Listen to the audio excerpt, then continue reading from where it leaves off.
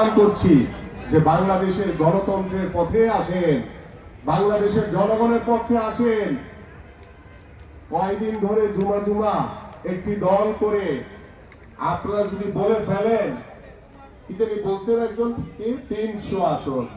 আরে ভাই, একটা আসন নিয়ে দেখান, তারপরে বলবো। একটা আসন কিভাবে নিতে হয় সেটাকে দেখেন। ওই যে আমার আশেপাশে বলতেছে জামানত থাকবে না।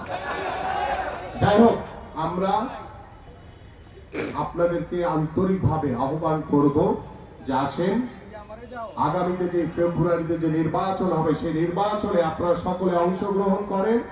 অংশগ্রহণের মাধ্যমে আমরা একটি অবাধ সুষ্ঠু নির্বাচনের মাধ্যমে জনগণের সরকার প্রতিষ্ঠিত করব এবং সেই জনগণের সরকার প্রতিষ্ঠিতার মাধ্যমে বাংলাদেশের রাষ্ট্র কাঠামো পরিপূর্ণভাবে প্রতিষ্ঠিত হবে, বাংলাদেশের জনগণের ভোটের অধিকার নিশ্চিত হবে এবং বাংলাদেশের মানুষের যে অধিকার, যে দাবি, সেই দাবিগুলো প্রতিষ্ঠিত হবে।